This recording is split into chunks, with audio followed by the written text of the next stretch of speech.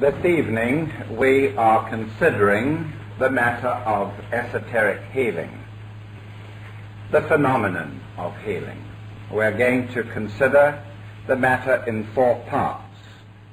First of all, I'm going to deal with the nature of man, that who has to be healed.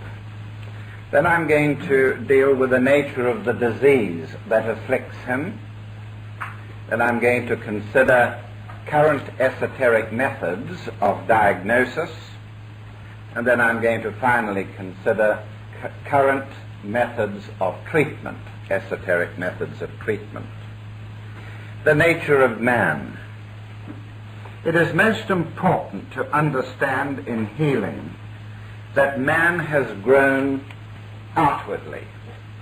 He is approached in esoteric healing from his innermost nature.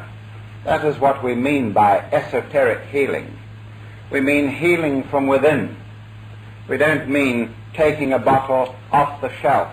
We don't mean to treat with. We don't mean lopping a breast off because of the cancer. We mean going to the cause of the cancer, which may lie at a very deep level. And in order to comprehend this very important principle of going to the very core of man, we need to understand how man evolved. We need to understand that the first that man is assisted in this very early stage of his development, and in respect of man on the earth, we are talking about 5 billion years ago. In this first stage of his development, he exists as a mental entity. He has not yet the ability to feel in the way that we regard feeling, combined with emotion. He is not yet able to act in a physical body. He has no physical body. He is in a mental, physical, a mental structure, and this mental structure arises through the interaction of the spark of the divine, which we call the human monad, interacting with those entities which we call devas. Man is the product of both the divine nature, his monadic nature, at interplay with devas. And this, of course, all occurs on the surface of the great mental planet, mental globe, which was first created long, long before the astral globe and the etheric or physical. So we must emphasize this, that man first begins to put together a mental expression for his divine nature. He is coming down through the planes, taking on grosser and grosser structures. And therefore he is mental long before he is emotional. He is mental emotional long before he is etheric. And he is all these long before he is purely physical. He reaches the physical state, as it were. And therefore the origins of disorders lie in most instances in man first in the mental structure which he adopted eons before he formed a physical body. So that is important to understand, that in comprehending the nature of man, we must understand his ancient origin, and that his tissues are constantly being formed and regenerated, replaced by devas. It's hard for the Western mind to conceive of other hierarchies of life using our planet. Yet that is the fact. It is the basis of all ancient teachings, that there are other hierarchies of life using this earth, and some of those hierarchies are deva. They are deva or angelic, and it is they, these deva hosts, that fashion our tissues. We still cannot say in a purely scientific way how the human embryo forms. We assume that it is constructed by enzymes and in turn hormones and catalysts. But if we were to regard this as the true way in which the human embryo forms out of a tiny fertilized egg, then all sorts of contradictions arise. We just do not know how the embryo takes shape and forms out of a tiny watery protoplasm in one cell. If we were to use the enzyme theory, we would find that this little cell should really start off its existence about the size of a 5p piece. But it isn't that size. It's just a tiny cell 1/200th of an inch in diameter. It hasn't got the enzymes. It hasn't got the catalysts in that tiny cell. We merely assume that somehow or the other they form. So there is no scientific rationale for the way in which a tiny cell develops into an embryo. The esoteric proposition is that overshadowing the fertilized egg, there are deva entities. There is an etheric matrix which pours its energies and its forces constantly into the fertilized egg. When we use radionic cameras, when we use some of the esoteric devices that I'm going to describe later to photograph, for instance, a seed of Echinacea, the flower Echinacea, we observe that overshadowing the seed is the Echinacea flower and structure that it's going to grow into. That can be photographed overshadowing the seed. And so we say that deva forces are at play constantly, not only in the fashioning of man out of an embryo, but in the maintaining of his tissues. And indeed, the very basis of much of esoteric healing is the construction of healing centers which are favorable to these devas. If you study esoteric healing methods all over the world, in Java and in India and so on, you will find that the place where people are healed, like Lotus, for instance, is a very special place. It has certain atmosphere about it. The healers encourage the devas. They sound mantras. They use incense. They use colors which will encourage the devas. The devas are very beautiful entities. Just remember this. The deva sees what we hear. The deva hears what we see. And if you can understand that, then you will quickly realize that healing conditions in which a healing group can function are tremendously important. You can't just form a healing group like that. You cannot just assemble 6 people together and say, right, here's your first patient, get on with it. The healing group must work together. They must feel together. They must encourage the devas who are going to reconstruct diseased tissue. They're going to have to do all that to make the conditions present ideal for the healing act. And so, although this part of the seminar may seem to be a little irrelevant, it is far from irrelevant. And I merely point out to you that this mental body, which is yours, is constructed by devas. It is constructed and sensitized, organized around chakras, force centers, tracks by devas. And we can invoke these devas to repair a chakra which has been torn by excessive mental stress or nervous breakdown and so on. And all these matters are taken into account in esoteric healing. After functioning for something like 1 billion years in merely a mental body, man began to accrete, began to put together the emotional energies that he was drawing from the astral globe that had now formed. The astral globe, which had now formed out of emotional substance, was drawn upon by the mental sheaths of man, and out of it there was fashioned the astral sheath. The astral sheath now began to appear, and again man began to feel the strange sensation of being able to be emotional, of being able to feel for his environment and to feel for others.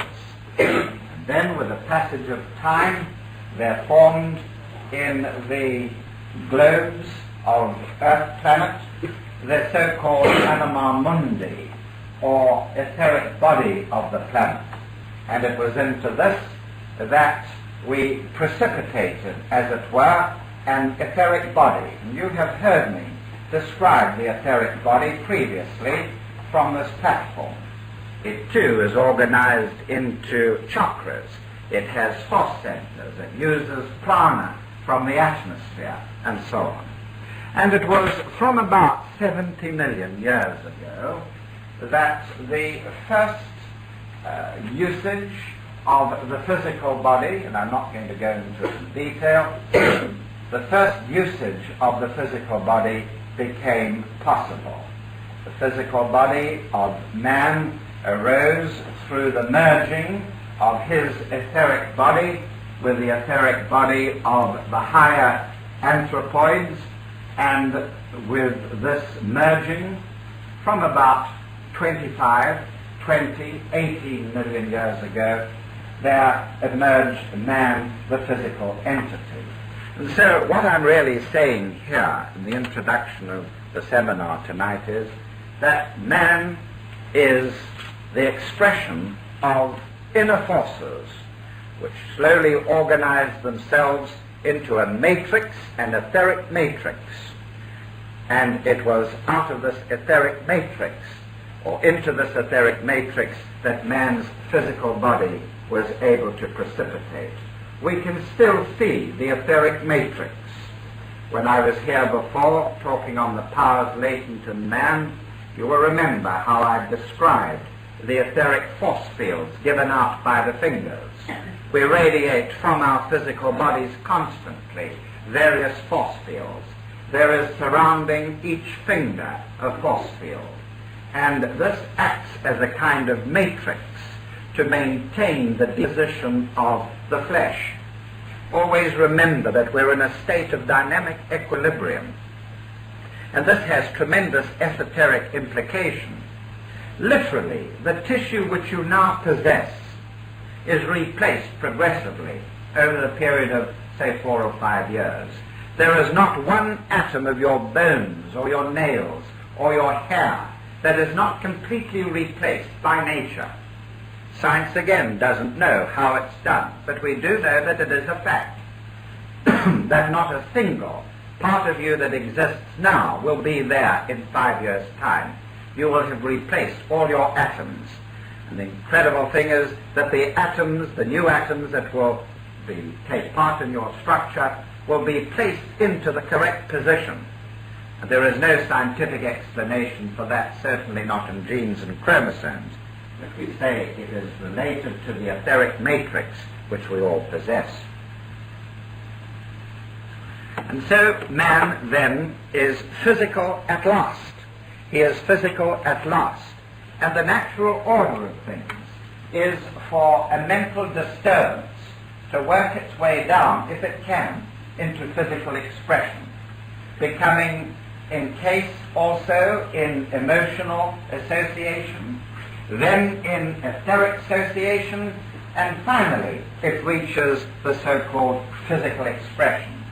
And so in esoteric methods we understand that there is almost certain to be a mental cause or an emotional or an etheric cause that has produced the physical upset. And if you can grasp that, then this matter of esoteric healing will be easier for you to understand. We must also say that experiences that we have had in forming these structures down through many lives on the earth have involved us in the great law of karma, the law as it is described by the Indians of karma. And this great law of karma, the law of retribution, is modified, it is activated, it is maintained through our possessing permanent atoms. Again, I don't want to go deeply into the subject of deep esoteric implications, but we always retain through our lives and afterlives and between lives a mental permanent atom which will decide the kind of mental body we will have in our next life.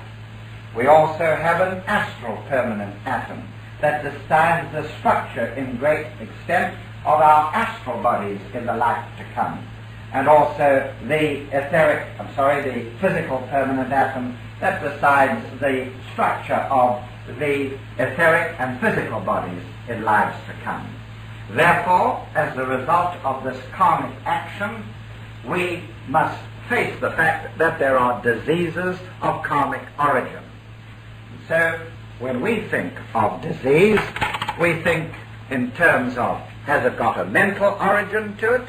Has it got an emotional basis to it, linked to the astral body?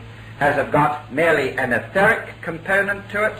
And is there a karmic factor involved? And we take into account these various considerations. So, let us then look at the nature of disease. The nature of disease. We would say that disease results as disease emerges as the result of the desire of the soul to express itself. The soul must express itself through various planes of matter, through various planes of substance. Seem to have picked up some of the chalk. The soul must express itself through various planes of existence, finally ending up with a physical body. And the soul must express. You will hear me say again and again in these seminars that the basic cause of disease lies in the inability of man to express himself. The inability of man to express himself. Let me put it like this. The soul has something to express. What it wants to express is somewhat modified by the mental nature. What we try to express mentally is often affected by our emotional nature. What we want to express emotionally and mentally and spiritually is affected by our physical nature. Whether we are crippled, whether we have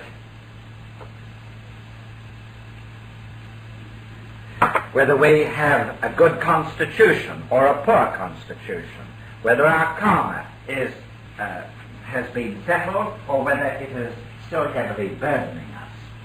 So the soul tries to express itself and indeed has great difficulty in reaching through to the physical body. Some of us are caught up in occupations that we detest. Some of us are involved in family, marriage situations that we find tedious. Sometimes we are not constituted physically to play sport. Sometimes we are intellectually unequipped, not educated. Whatever the circumstances, there often presents a condition in which we are at dis-ease with our souls. The soul cannot express itself adequately, and we are not expressing its energies, and therefore those energies become diverted into disease. I have found that to be so true again and again, dealing with the most abstruse cases. And so we say the purpose of the soul is to express itself. Now, in expressing itself, it runs into stress. The struggle to express itself mentally involves itself in stress. And that stress is healthy. Stress makes us grow. If you were to study the sprouting bud of a flower, if you were to study the sprouting bud of a flower with a microscope, observing it very carefully, we would find that the cells of the flower are in a state of great tension. They are being torn. They are being broken by the effort of the flower to open. But who would say that that effort was wasted or that stress was unnecessary? It was most important. And stress, in fact, is something that we know is inevitable. So we say the soul wants to express itself. and in expressing itself, it undergoes stress, mental stress, emotional stress, and even physical stress. If we resolve the stress, fine, that's fine. Then no disease will appear. But if we can't resolve it, if resolution of stress is not possible, because we can't sleep, because we can't eat the right food to repair the cells that have been used or broken in stress, then we find that irresolution of stress means disease. We can't relieve the stress mounts, becomes distress, and so we get disease. There is therefore the healthy way of dealing with stress, and there is the unhealthy way, which leads to disease. And so this is the proposition, that deep within our inner structures lie the cause of disease. We say that there are mainly diseases which are psychosomatic. Now, heavens, when I began to look at the whole subject of medicine 30 years ago, it was accepted that the main component of disease was psychosomatic. It had a mental and emotional origin. But there were many doctors who opposed this idea that disease can begin with mental and emotional upsets. But today does not accept that this is true, that most disease is psychosomatic in origin. Well, we recognize this, and we say, if there are conditions which are physical, the physical conditions must be treated by the doctor. And therefore we always insist that your patient must have seen a medical practitioner recently. Render unto Caesar that which is Caesar's. And you yourself deal with the cause of the disease. Get to the disease at its spiritual or mental. The doctor have that side of it. Now, if you do not do this, you will run into trouble. You will run into quite unnecessary difficulties. Just accept that there is a medical world and that it is very good with certain things and not so good with others. When the doctor has to try and look round for the mental cause of the disease, he begins to fumble. And then I don't give support to what follows. I am not happy with psychiatry. We come then to consider the matter of diagnosis. Consider the matter of treatment. We have looked at a variety of diagnoses. The matter of treatment is even more widely diverse, as it were, than the methods of diagnosis. We must try and consider treatment in relation to each of the bodies that we've described. Some treatments are very much more suitable to the etheric body rather than the mental. And one of these is the use of the so-called 12 biochemic salts, the 12 biochemic salts. The body uses all its cells. Kidney cells filter the blood, liver cells metabolize food, the brain cells conduct impulses. There's not a cell of the body that does not work. And in working, it uses up its materials. In using up its materials, it demands that these be replaced. We take in food, and this very frequently is enough to replace the loss of material from the cells, and that loss is involved in stress, the stress that we are involved in from expressing the soul's purpose. However, we say that the food that we eat is often deficient in the 12 cell salts, and there are 12 main ones which all cells need. And we say that the kind of food that we eat is often so concentrated that the cells cannot be fed adequately with the refined requirements that they have. And so there has evolved the use of 12 basic tissue salts. And these are not just given to replace materials lost, but they are given in dilutions. And these dilutions produce potency in the cell salts. So when we use the 12 biochemic salts, we are replacing not only salt material, but we are also replacing potency, power, energies lost by the cells in their activity. Now, we will have a lecture or talk sometime on the 12 tissue salts. They are related to the 12 signs of the zodiac.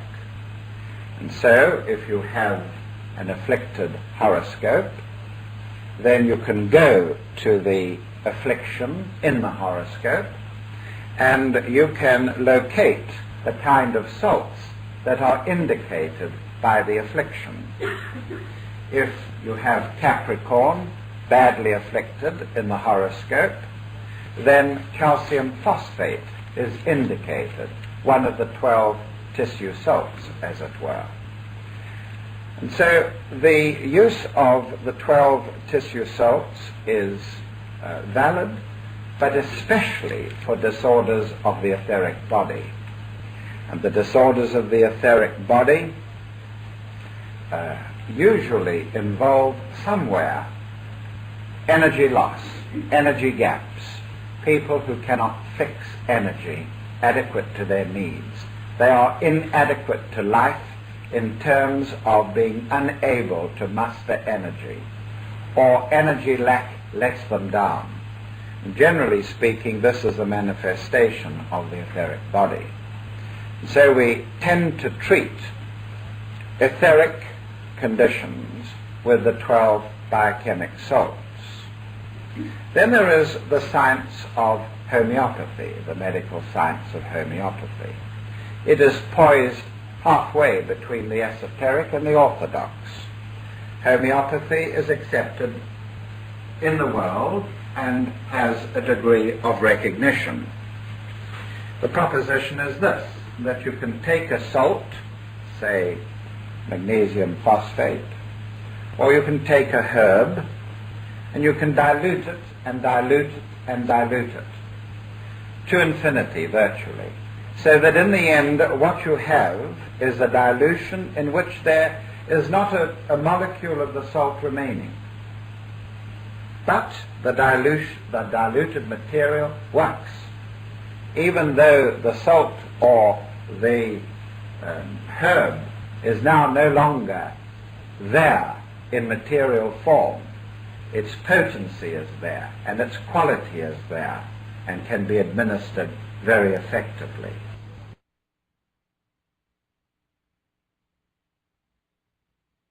Now there's no rationale for the 12 tissue salts or for homeopathy because of this dilution. Yet it works, and as you probably know, there is a Royal Homeopathic Hospital.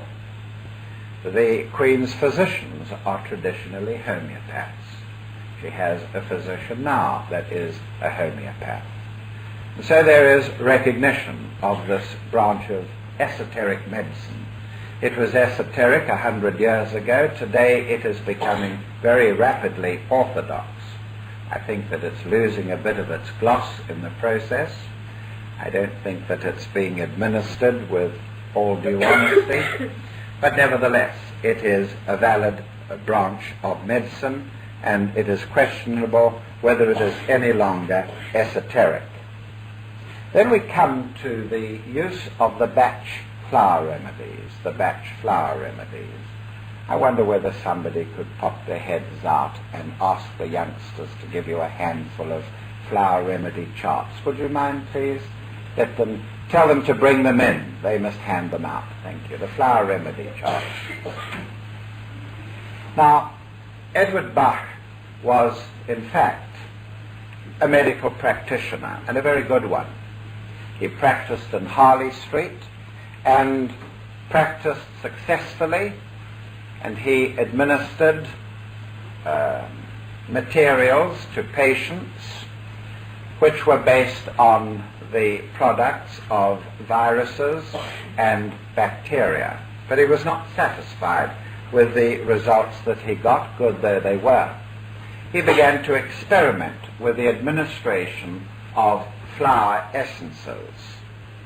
He was wandering through the English countryside and noticed at dawn how the sun struck the petals of the various English flowers.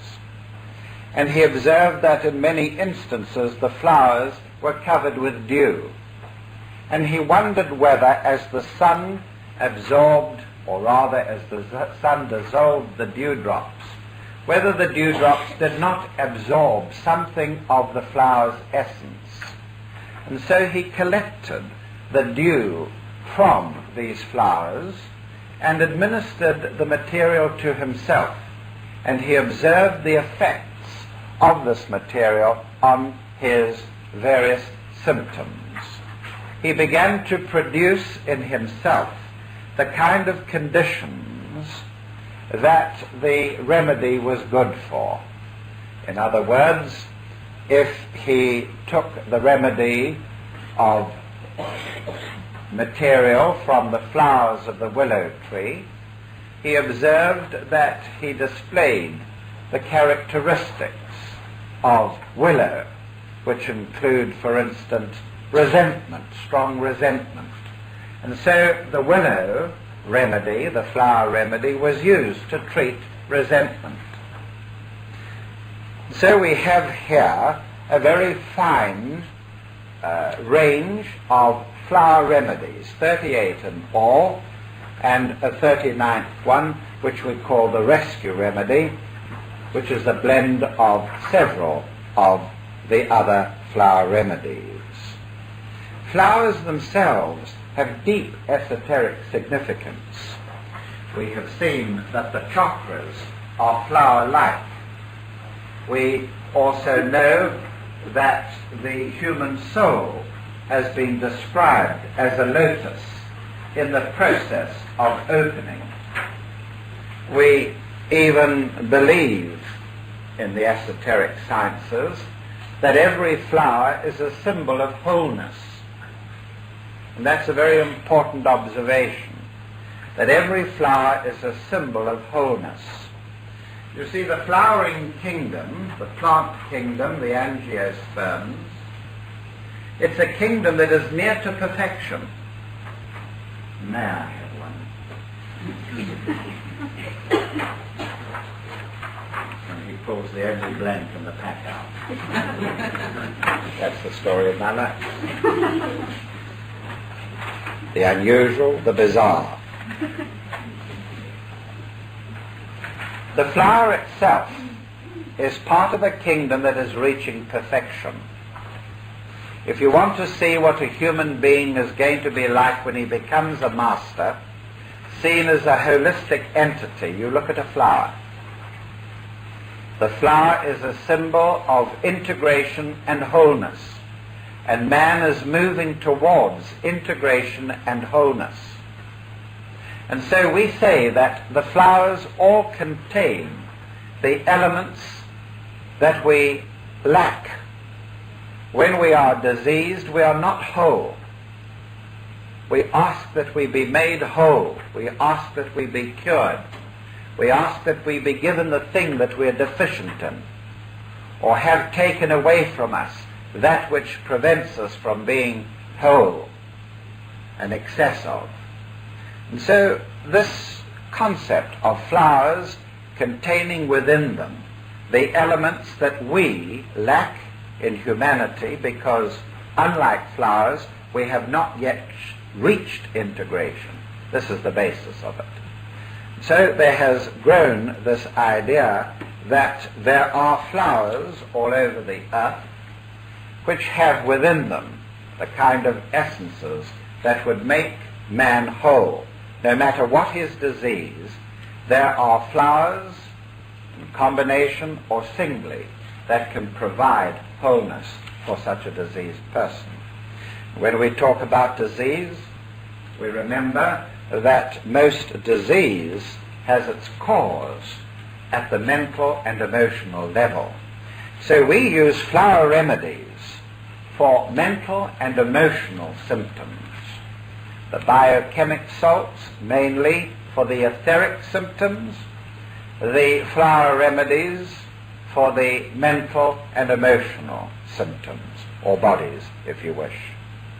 Now there is a vast rationale about the use of the flower remedies. They are used in combination with water. Water itself is an extraordinary material. It has always been regarded as extraordinary by the esoteric sciences. It's only recently that we have discovered that water has unusual properties. Now, physical science will teach our youngsters that water has physical properties that are unusual. For one thing, water expands when it freezes. Everything else contracts. Water has a sort of cohesiveness that makes it form, or surface tension, which makes it form globules when it stands on flat surfaces. It is a very unusual material. But recently we have discovered that water itself has a lattice-like structure. Water at room temperature is still almost in the solid state. It is in transition from solid to liquid, even at room temperature. And so in the water that we drink, there are spaces containing crystal-like structures, very like, shall we say, the snowflakes, the different crystalline structures of snowflakes. And we say that water has the capacity to absorb vast amounts of energy, and we mean unusual kinds of energy. When George Delaware was operating his camera, he looked into the matter of water. He was fascinated by the concept of the fountains at Lourdes and their healing properties. He got some water from Lourdes. He first of all photographed tap water with his camera and found that the tap water gave off a typical radiation of energy. Then he got water from Lourdes, had it sent to him, and he found that whilst there was still the basic structure of water giving off its radiation patterns when photographed with his camera, the Lourdes water had that, but also had energy patterns which gave extraordinary effects which ordinary tap water had not got. It seemed as if the water from Lourdes was laden with energy. He then got some of the tap water and had it blessed by a priest in the Church of England and photographed it before and after blessing. And in one of the famous instances, the tap water showed, in effect, a cross, an energy pattern of the cross.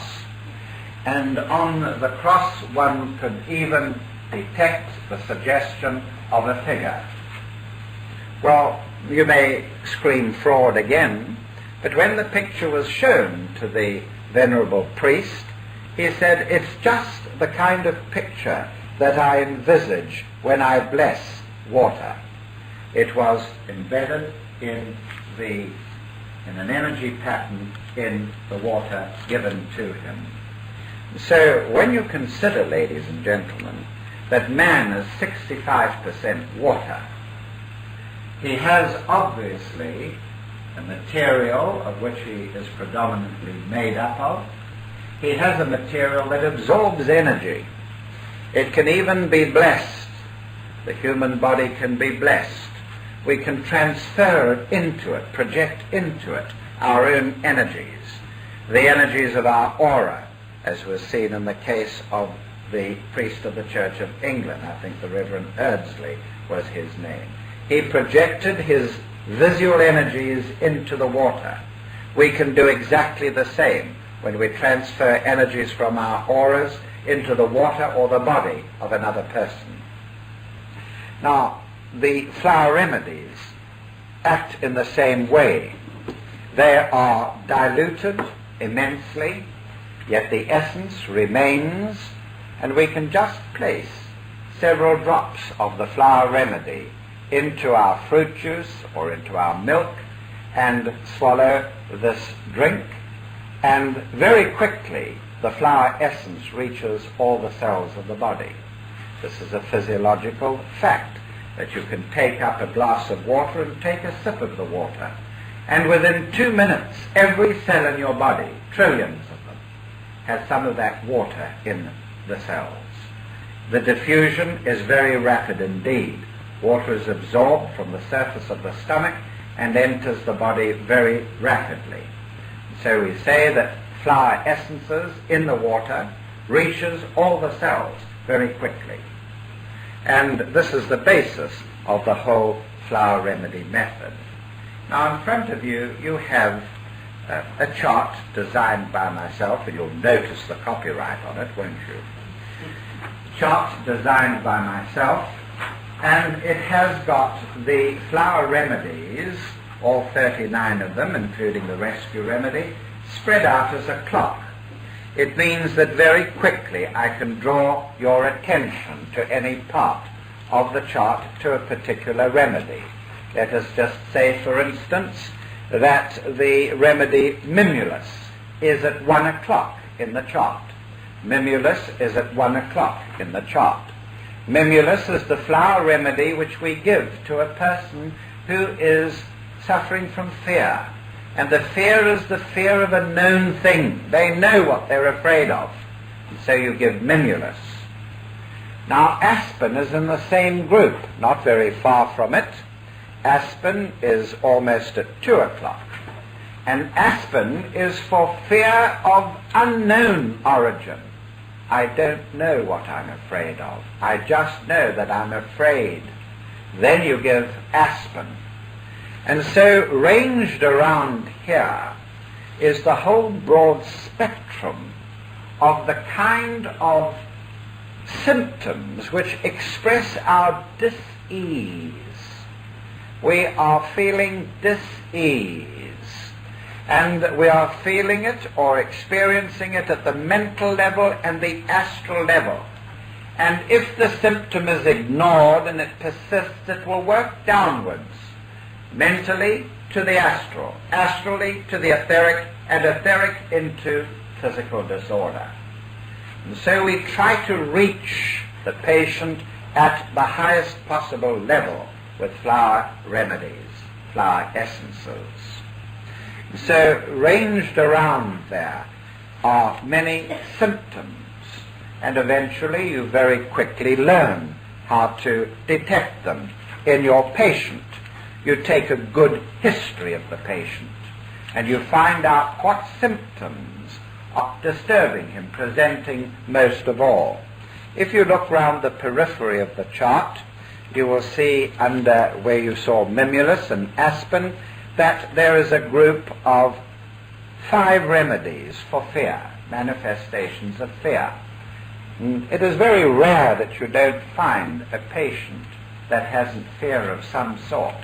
Fear of insecurity, a fear that he won't be recognized in the world, in his job, or in various matters. And so on the outside of the chart we have grouped the different remedies under fear manifestations, manifestations of uncertainty, manifestations of non-interest, disinterest in what's going on around the person, symptoms of loneliness at the bottom there, symptoms of people who are oversensitive to others and to their environment, symptoms of despondency and despair, symptoms of over-concern for others. So these were the Bach remedies evolved by this eminent gentleman.